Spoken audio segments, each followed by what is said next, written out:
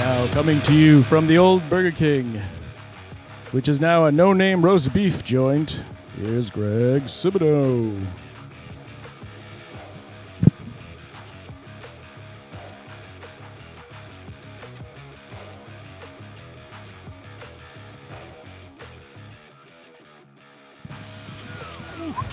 Yes.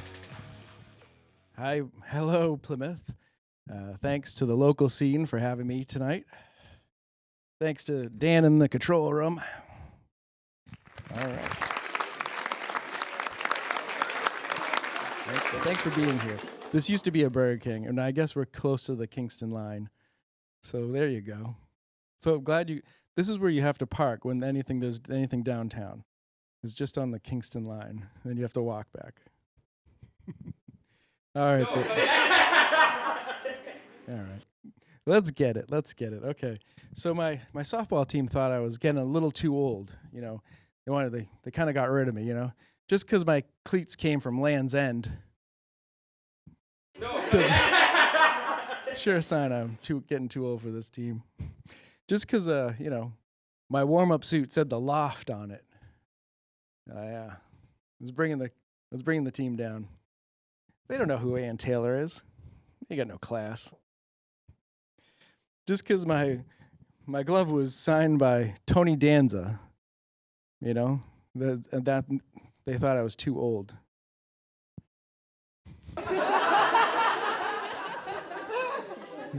Just because, when I got on base, I would do the gritty, just because I would get on base. And I was doing the gritty from the guy who invented it in the 60s. That's old. That's why they didn't like me doing that. Just because I, tried to pay my fee in cash, they didn't want me on the team anymore. They said, no, that's too old-fashioned. But before I left the team, I did get to play third base one last time, And it's co-ed, so this girl ran up to the base on the other team, and she reached third base on me, and I tagged her with the ball. But she was already on the base, and she said to me, "Hey, don't touch me." Whoa, it's just part of the game. So I went back to the dugout, and I told the coach, who's also my cousin, and he said, "Really, Greg, that's weird, because usually she likes to be handled by men."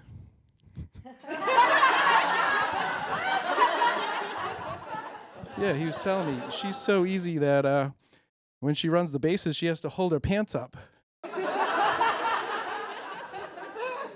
Some guys would make it to second base on her at second base. That's how. Instead of Gatorade, they'd pass her around on the team bus. Oh.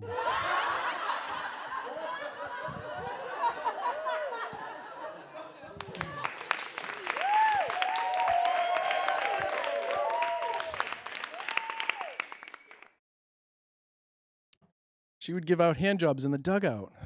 This girl's unhinged. No. That's my guy. Sometimes when she was on deck, she was on dick. Oh. No. She had a special catcher's mask with a hole for the mouth. Wow.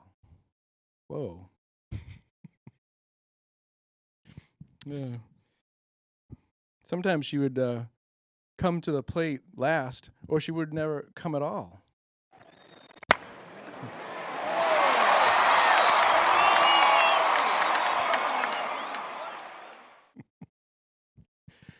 When she would play the field, she was playing the field.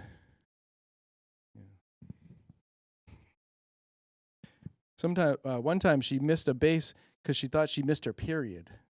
She was thinking too much.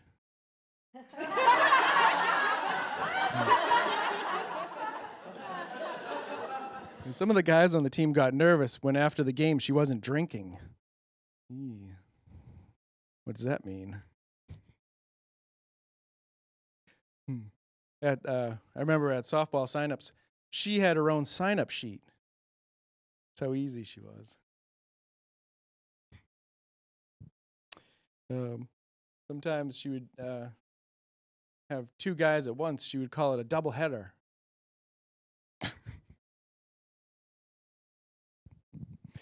One time she was at the plate, and I swear her bat was vibrating. That's not a good sign, right? Yeah, they had to take her off catcher because when anyone ever reached home, they scored.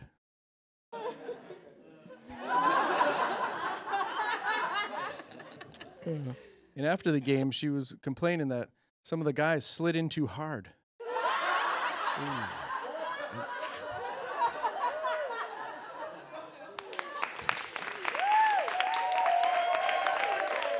Yeah, she was good for the league, though. She was good for the league. I don't know if you heard this news. McDonald's is coming out with a new sandwich. It's called the Big Arch. Yeah. And after you eat it, that's what you're going to be doing in the bathroom. You're going to be doing the Big Arch. Poop jokes. Stupid. So the Big Arch is 2 quarter-pound, 100% Canadian beef patties. It's only available in Canada right now. And 3 slices of cheese. This is a big burger from McDonald's. This is a big one. Crispy onions, pickles, lettuce, and a new tangy sauce. Wow. And, they've gone big on us before. The Big Mac and, that's about it. Well, they have supersized their fries, supersized the drinks, and now they got the Big Arch. And with fries and a drink, it is $12.59 in Ontario, Canada. Available right now. They're the first to try it. And it will be, when it comes to the U.S., it'll be $9 U.S. So there's a little savings there because of the exchange rate. What makes you wonder, if the beef is Canadian, how come it's cheaper when it gets to us in the U.S.? That doesn't make sense. But I can't go in McDonald's anymore. One of the last times I went in there, they're like, use the kiosk. Use the kiosk, right? All right. So I went over, and the menu on the kiosk, it's not even the same as the menu behind the counter. And I'm like, all right, please select food or other. I'm like, all right. So I hit other. The next thing I know, I was working on the drive-thru in a McDonald's shirt. When did this get put on me? Who cut my hair? Why am I? Go ahead, pull through. Yeah, thank you. Okay, thank you. Go ahead. Come on up, second window. I was instantly good at it. I don't know. The line moved efficiently. I just went in there for the... Yeah, but I'm real excited about the Big Arch, It is designed to satisfy even the biggest appetites. Yeah. I don't know. I don't know if I want that giant big McDonald's burger. I don't know. I'm still thinking about it. I like to make my own burgers at home, And I like to make a smash burger on the griddle, something like that. And for $12.59, I could probably make like 4 burgers, good ones. So what I'm trying to say is, for $12.59, I could host, I could have 3 people over. BYOB. And when you go there and you're going to commit to a big burger at McDonald's, right? The fries got to come first. You know what I mean? You're going to fill up on fries. You're not going to want 2 beef patties, 3 slices of cheese after these fries. And one time, I went through late at night. I ordered my fries, got my McDonald's late at night. It was dark, I'm in the car. I didn't want to turn the light on. I didn't want any witnesses, okay? I didn't want to see anybody to see what I was doing in there. I'm driving home.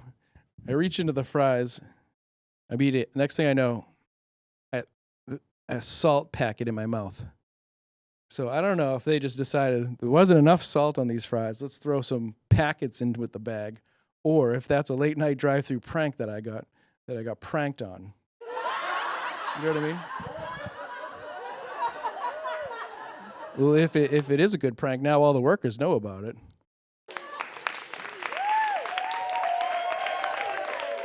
You're not inspecting every bite on the way home. It's dark in there.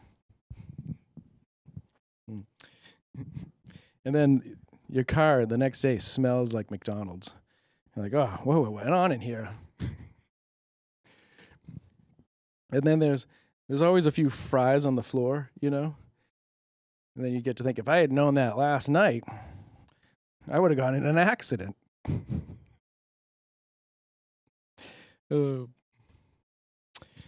But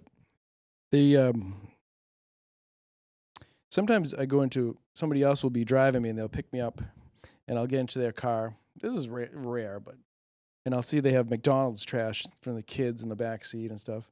And I'm just thinking, man, you guys went to McDonald's without me? And your kids make a mess. Doesn't anyone know how to clean up? Hey, they're driving me around, so I really can't say that out loud. These are my inner thoughts.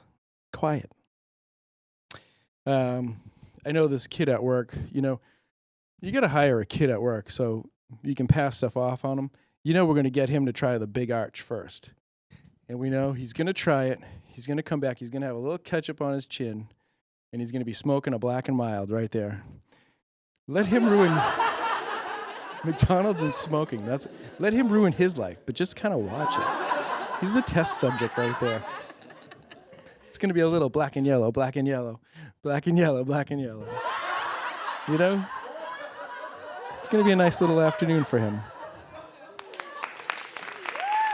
That's why you need to hire a kid, right? But I kind of went away from ketchup. You know, I'm liking other sauces, barbecue sauce, honey mustard. I like a truffle aioli. You know, a little more advanced. But I recently went back to ketchup because of the taste. You know, I just needed that taste.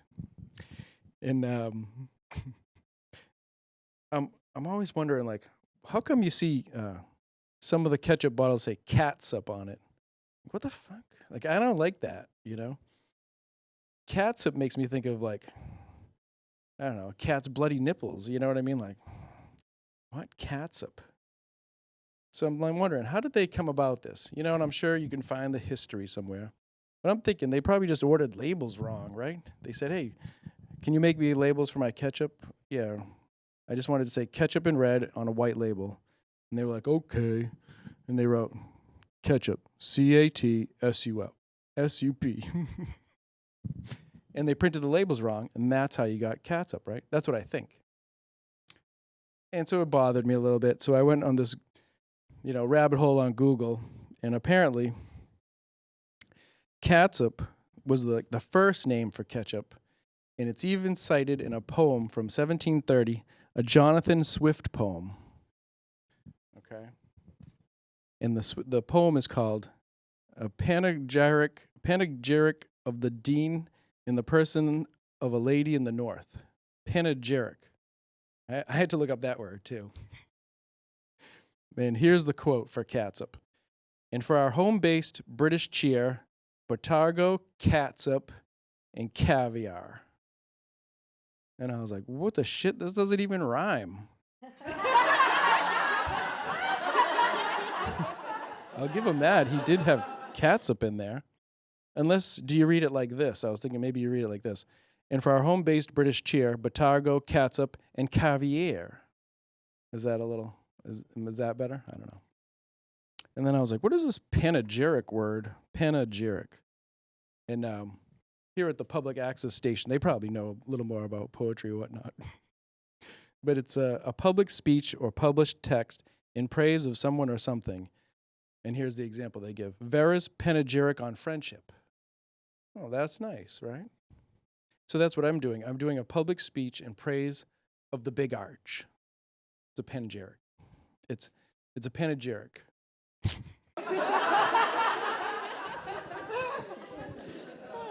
So I'm going down this rabbit hole on catsup.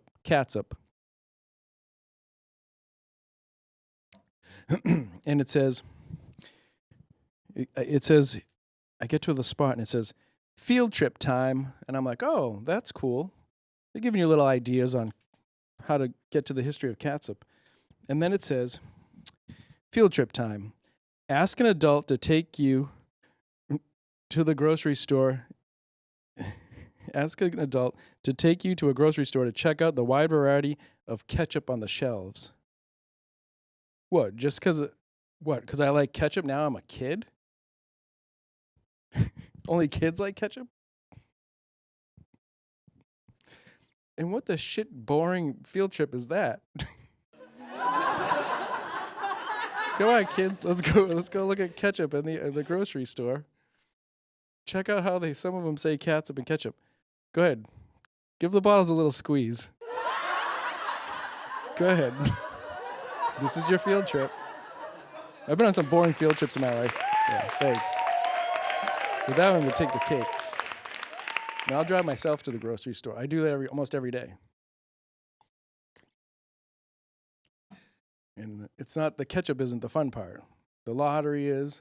Maybe there's a toy I shouldn't buy there. You know. In that respect, I go on a field trip every day. Just saying.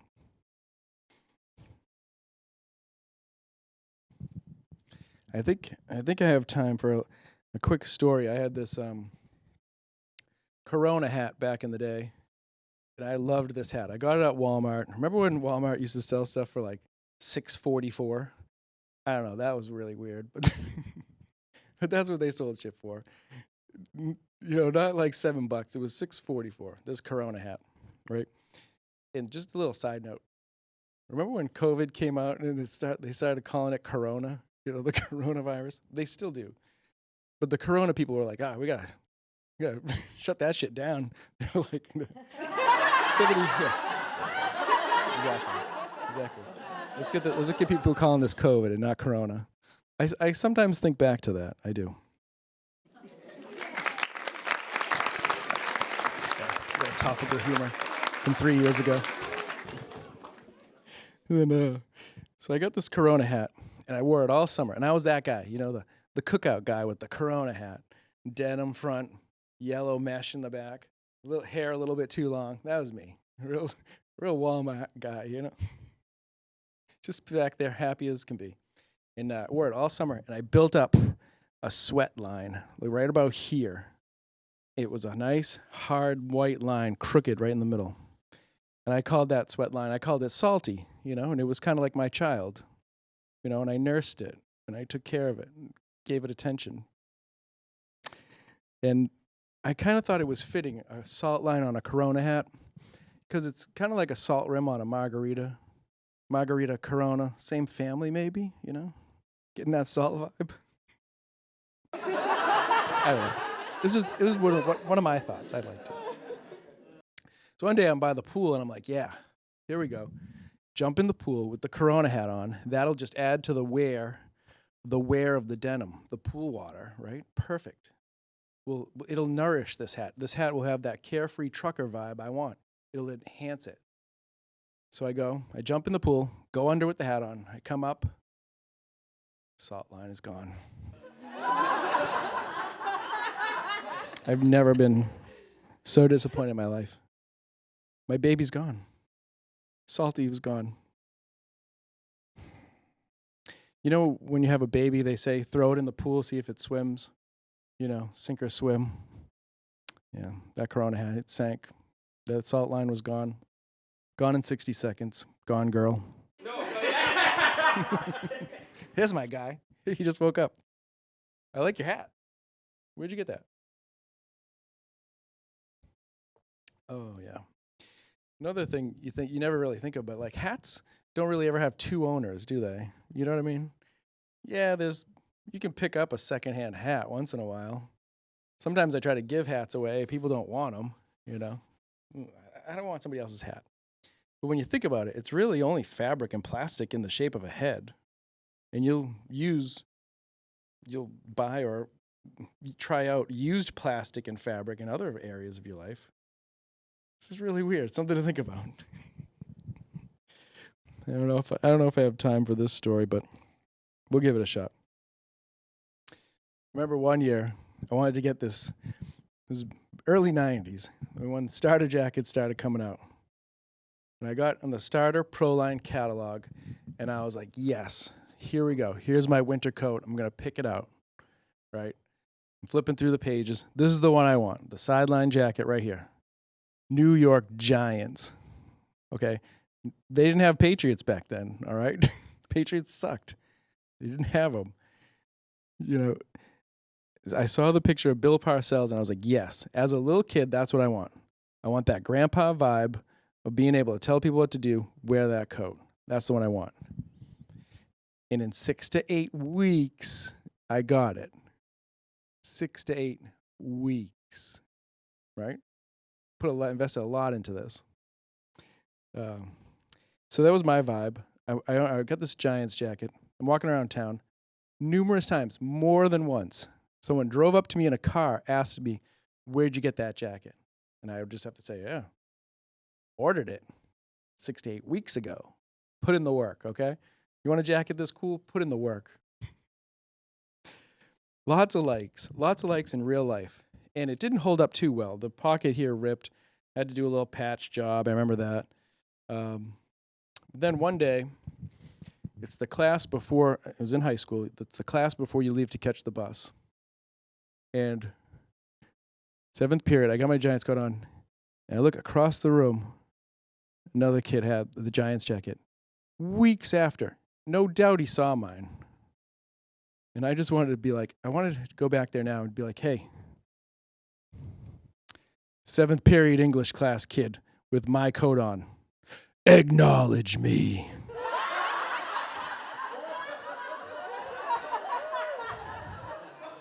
And if I ever see that kid at the reunion, I just want to let him know I saw her first, okay? Oh, thanks for hanging out with me tonight. You can catch me up in the upcoming film, Giants Coat Man 2000.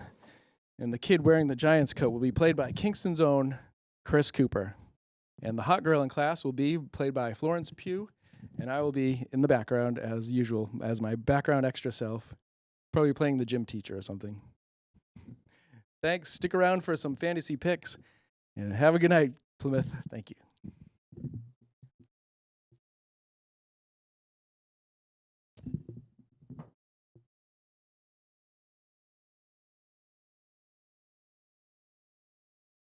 Well, hi there.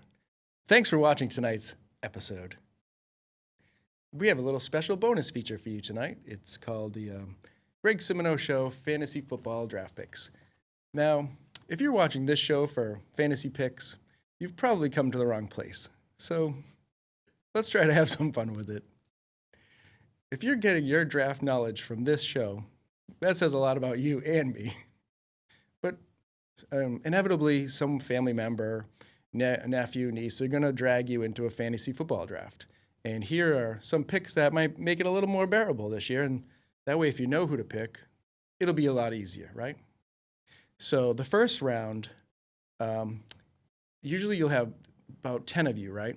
So the first round is the top 10 players in the league. Now, whatever one you land on, pick that. Because if you start screwing up in the first round, people will get mad. So this one is an easy one. Whoever it comes to, just pick them.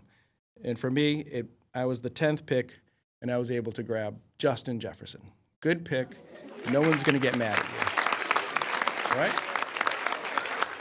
So then on the wraparound pick, your next one, let's go with Taylor Swift's boyfriend, Travis Kelce. That's the name you want to know, as he is Taylor Swift's boyfriend. You might not have known his actual name, but if you're a Swiftie, depending on what level of Swiftie you are, you're going to probably see some Chiefs games. They're going to be televised all the time. You're going to want to know that you have this one player on there, Travis Kelce. Then let's start picking some Patriots, because if you're like me, you're probably just going to watch the Patriots games mostly. And then it'll be more exciting because, oh, yeah, that guy's on my team. So like statistically, the one you want to pick is probably Ramondre Stevenson. He's the running back. He might get a few yards, and he might run for 2 yards, and you'll get 0.2 points. How exciting. Yay. The next player is Jacoby Myers. I don't know if we can. He was a former Patriot, and so it's a very homer pick. This is quite a reach, but he's a consistent player, and why not? His autographed jersey's up at the North Dartmouth Mall, so I mean, if that's not credibility on the pick, I don't know what is. The next one is Ezekiel Elliott. A little bit past his prime. He played last year with the Patriots, and he might get you a few points, so why the heck not? Then we're going to go back to the Patriots, the actual this year's roster. Demario Douglas. These are the ones you're going to want to write down, right? These are the ones that you'll have to kind of search for, but he should play. Then their high draft pick, Drake May. This is kind of a reach in the 7th round, but depending on who's in your league, like your father or your grandfather, you're going to want to pick that one right there because that's a real homer pick, and you might get a few laughs on that one. Then we got the rookie Jalen Polk, and then this was one where I messed up. I hit Cordarrelle Patterson. I was searching for old Patriots players, and the clock just got me, and I picked him. But he was former Patriots, played like one season. He's not going to be very good, but people might laugh and be like, "Oh, remember him?" Then it might be time to break the ice and grab the Patriots D and the Patriots kicker in rounds 10 and 11. Why the heck not? You can queue these up, and you'll be all set for your draft. Queue these up ahead of time. And then you want Jacoby Brissett because he's going to like sort of start ahead of Drake May just for the first week. Then Antonio Gibson, another running back. Good to have Hunter Henry as sort of a backup tight end. And then in the 15th round, pick up Mac Jones. Remember our old quarterback, Mac Jones? Surely somebody will laugh at that, right? He's backing up in Jacksonville this year. Probably not going to get you many points. But go ahead, give old Mac a pick. Give him a little nudge. And then here at the bottom, these two players are both hurt, but it's good to pick one up as a joke. Odell Beckham Jr. or Kendrick Bourne. He's hurt, and he's on the Patriots. And then you can slide him into the IR spot and pick another pick in a couple days, right? And one important note you might want to know is the Patriots' bye week is week 14. So if you're still interested in fantasy football by week 14, you're going to be screwed that week. So you're definitely going to lose with all these Patriots players on your roster. And that's the Greg Simoneau Fantasy Football Draft Tips. Good luck this season.